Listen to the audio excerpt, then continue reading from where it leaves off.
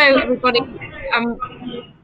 This is Victoria Targett. I am one of 3 team leaders in the Diet, Obesity and Physical Activity division at Public Health England that leads the programme of work on reduction and reformulation. With me, I have my colleague Bethany, who works on the SALT programme specifically. After many years personally, myself of working on the SALT programme between around 2004 and 2014, my work now focuses more on the sugar and calorie reduction parts of the reformulation programme. But Bethany is now one of the members of the team who are working specifically on SALT. So if there is anything that I get stuck on, I'm hoping she's going to be able to help. But as my preamble indicates, I've been working on reduction and reformulation for a number of years. And I think there are some people in the room who I have met and who have seen me present previously. Thank you very much for including us in the meeting today. It's really good to be able to give some information on the England and UK experience. And just to give a little bit of a background on the division as a whole here at Public Health England, we are allied to the Department of Health and Social Care, but slightly separate to them. We, however, provide diet and nutrition advice across pretty much the whole of government when needed, to the Departments of Agriculture, Education, to our Treasury Department in relation to our soft drinks industry levy, and various other bits and pieces of government, and also to a whole range and interact with a whole range of other stakeholders that you can see listed at the bottom of the slide. So on now to talk about the salt reduction work. So the SALT programme started in the UK in 2004. It followed recommendations from the Scientific Advisory Committee on Nutrition, which is our independent body that provides advice to government on all matters relating to diet and health and nutrition. So they made a recommendation in 2003 that adult population salt intake should reduce to no more than around 6 grams per day.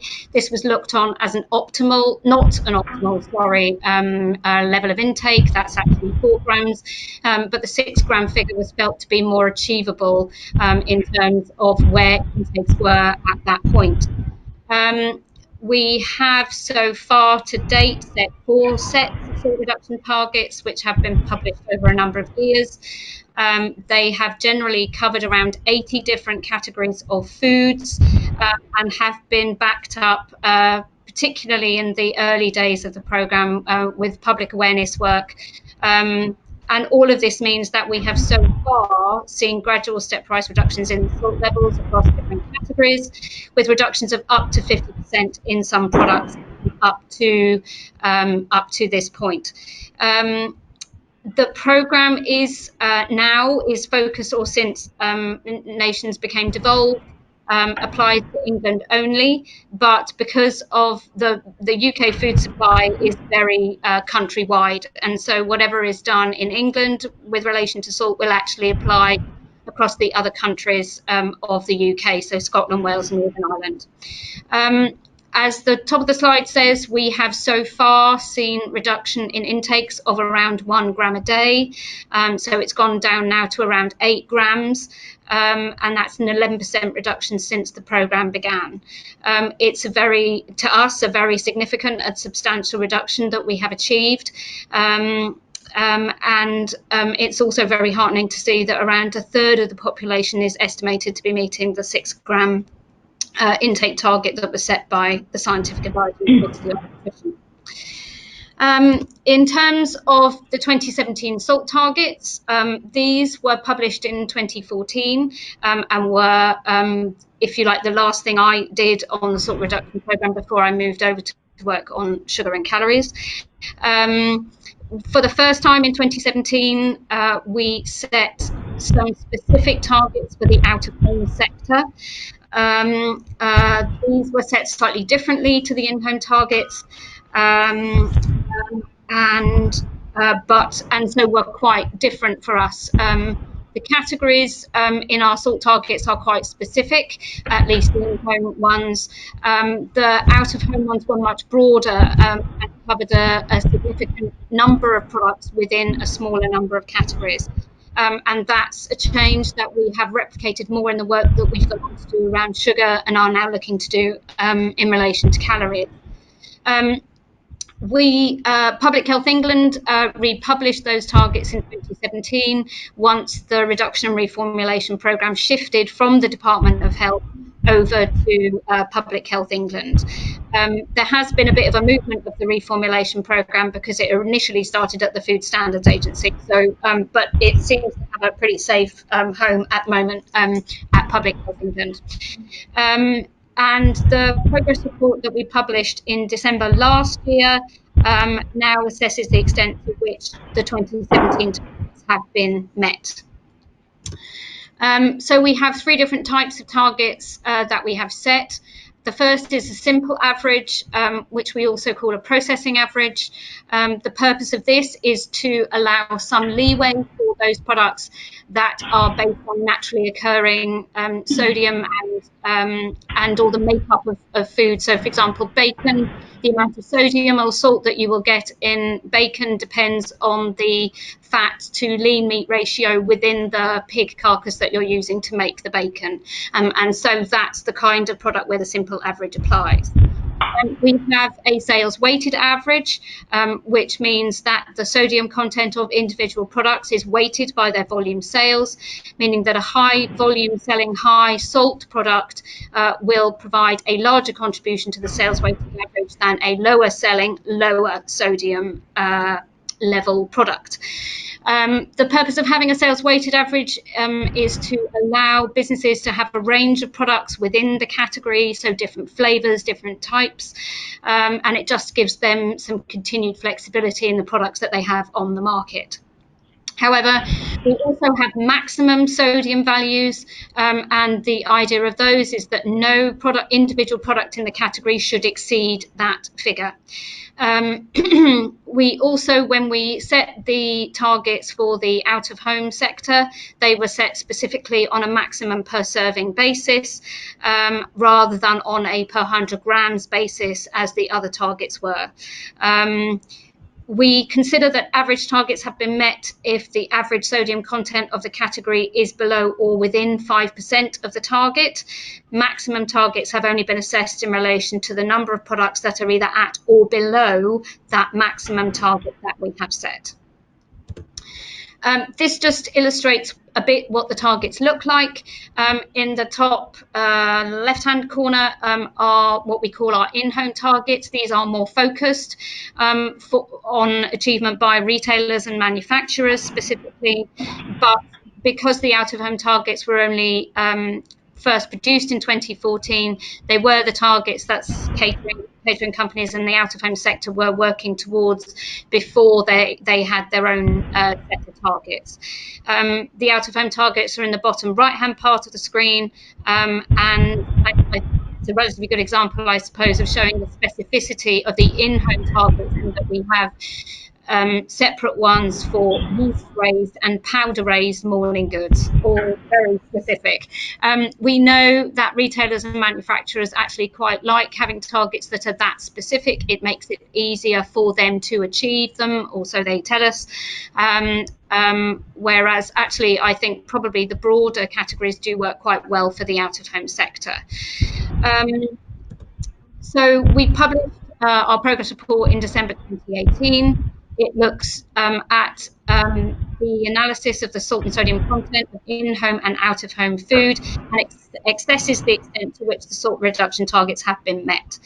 The report only looks at things on an overall, on an overall and category basis. It doesn't yet look at things in relation to individual businesses with top selling products, which is the way that we have assessed things through our sugar reduction program. It is also the first time a report of this kind had been published for the salt reduction programme in the UK. Although we had done various other things to transparently and comprehensively monitor the programme of our report, we had not previously put together, of the programme, we had not previously put together a report of this kind. So in terms of the data sources that we use, if it's of any interest, we use commercially available data for both the in and out of home sector. We use Kantar World Panel data to provide us with data for the in-home sector, both nutrition information and volume sales. And we have a data set that has around 112,000 products. In terms of the out of home data, we have only used nutrition information because we don't have sales weighted averages for out of home. And there are various limitations with our out of home data that means that it is difficult to calculate and assess the sector on a sales weighted average basis. The data set for the out of home sector has around 23,000 products. In terms of coding, we do our best to code individual products to the correct categories. I suspect there are some that sometimes slip into the wrong place, but we did that. It was coded by nutritionists, and all the data and analysis that we have produced were produced and QA'd internally by our analysts. We produced a whole range of metrics to assess progress. They are listed here. I'm not going to go through all of them now, but you will get an idea of which of those that are listed here are kind of the most important in assessing progress as I go through the next few slides. So the results for in-home, so retailer own brand and manufacturer branded products. Our assessment showed that around 52% of all average salt reduction targets that had been set to be achieved by the end of 2017 were achieved by that point. Retailers have made more progress than manufacturers by quite a significant degree. I'm not sure if that's statistically significant, but substantial is possibly a better word. And for both manufacturers and retailers combined, when you look at them together, average targets were met for 9 product categories. These are listed here. I think some of the notable ones probably are breakfast cereals because they make quite a significant contribution to intakes. Also pizzas, because it can be difficult to reduce salt in pizzas from so many different parts of the product, and also stocks and gravies, which are quite high, naturally high in sodium in the way they're manufactured and made. We did set a relatively high target for those products. It was the first time we had set targets for those products within the 2017 targets. So we may have I don't know, been slightly more lenient because we weren't sure how easy it would be to achieve a target in those categories. When we look at the maximum targets that we set within the in-home targets, 81, when you put all the products together across all the categories that have maximum targets, 81% of the products that are covered by those categories had salt levels that were at or below their target. This is a really high figure and shows that clearly that there has been some substantial work by industry over the last 10, 14 years, 15 years to achieve the reductions that we are asking them to do. It is interesting and notable that meat products did not meet any of their average targets, and fewer than half had achieved the maximums. It's interesting because meat products are difficult to reduce salt in for a number of technical reasons. It is also one category where salt continues to provide a true food safety barrier. When I say true, I mean in terms of preventing things like Clostridium botulinum, rather than preventing the growth of mold and things. Not that molds are desired or wanted, obviously, but they are not as serious in terms of illness or life-threatening, I suppose, as some things like Clostridium botulinum. They had also, the meat product targets had been set quite strictly. And so, it's interesting that some progress had at least been made in terms of achieving the maximums. As Can with I the, ask a question? please. Oh, can you just explain to me what you mean by retailers versus manufacturers? When you Of talk about course. retailers, are you talking about private label brands versus branded products? So retailers are supermarkets, and supermarkets have a lot of products that are branded for the supermarket that they are sold in. So to us, we call them retailer own brand. But yes, that must be private label as you refer to. Apologies. Manufacturers are very much branded products, so that includes things like Heinz tomato ketchup, for example. Whereas a retailer own brand, I don't know, I'm trying to think of a supermarket. So we have Asda, which is part of Walmart, and so it would be the same as a Walmart own brand product. Does that is that clear? Yeah, thank you. Not at all. So when we look at the average targets, retailers performed better than manufacturers, with nearly double the amount of categories having 75% or more of products at or below the max. Again, some quite substantial and significant work has been done. When we look at the results for the out-of-home sector, in 5 out of the 11 categories that we have, at least 75% of products had salt levels at or below the maximum per serving target. This again is quite a substantial achievement. I seem to keep saying that, but it is really notable. The out-of-home sector is a sector that we have difficulties engaging in our reduction and reformulation programs, so much so that we now have a specific team that takes forward engagement with them. They, until a year or two ago, had been continuing to say that eating out was a treat, which is not something that we as government officials agree with. People eat out an awful lot more. That eating out contributes 20 to 25% of the calories that we consume, and we all do it really regularly. There were some products where about half of products had salt levels above the maximum.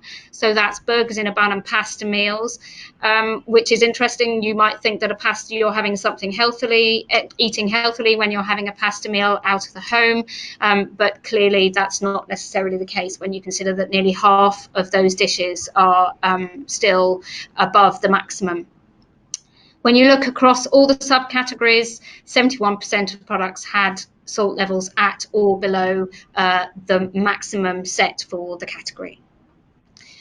We were able to calculate, I said earlier that we couldn't calculate sales weighted averages for the out-of-home sector, but we could look at things in order to be able to make comparisons with in-home. We were able to look at things in a slightly different way, because so where there was read across in terms of the type of food included in a category, and where there was a maximum target set by both for in and out of home, we were able to do some comparison. And when you look at those categories and the number of products within those, around 75% of out of home products and 84% of manufacturers and retailers combined had achieved, were either at or below the maximum target that we had set. But it's also interesting to note that achievements for out of home were more similar to manufacturers than retailers, with retailers being having the highest degree of products that were at or below the maximum. We also did some analysis to look at the categories that contribute most to salt intakes, and that does include some meat products, as well as some other foods, I suspect baked beans, it might be a particularly British product. I'm not sure how many cans of Heinz baked beans sell in North America, but I suspect there's probably read across to quite a lot of other categories included. And from this, we can see that around half of the average targets in these subcategories were met, and that the proportion of products that were at or below the maximum ranged quite widely, from to only just about half for some to as much as 99% in others. It's also interesting to note that the proportion of products that were at or below the maximum targets for out of home, where these categories applied, range significantly, also from around 41% to around 50%. So there is some very substantial variation, I think it's fair to say, across different categories, across different sectors, both in and out of home. There are a number of limitations to our data, as I'm sure you can imagine. I think the key ones to note are that not all reformulation that will have been completed by 31st of December 2017 will have been included in our analysis. And we do know that from past work to assess progress, that businesses do sometimes leave it right up until the last minute to put those new products on the market. There are some issues with the data that we have around some bread and morning goods and cakes products. And in terms of the out-of-home sector, we don't have mandatory calorie labeling for out-of-home businesses, and so we are only able to include in our analysis for that sector those businesses that have that available, and that may or may not fully be representative of the sector as a whole. There are a number of challenges in running reduction and reformulation programs, as I'm sure many people will know. Now we have our program at Public Health England. We are covering a number of different nutrients and foods at the same time, so sugar and calories and salt. We are also now working on those foods that are aimed at babies and children younger than 36 months. And so that in itself is a significant challenge, both for us, but also for industry, because we are asking businesses to look at a significant number of products in their portfolio for a number of different nutrients.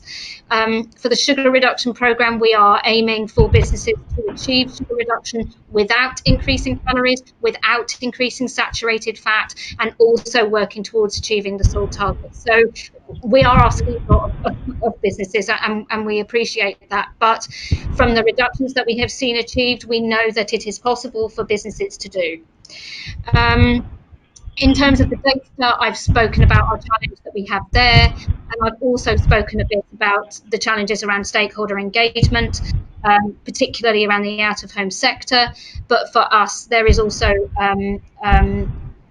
from a civil servant and running the program perspective, is the amount of time that takes, and the fact that we are forever trying to remain transparent within the work that we are doing and publish updates.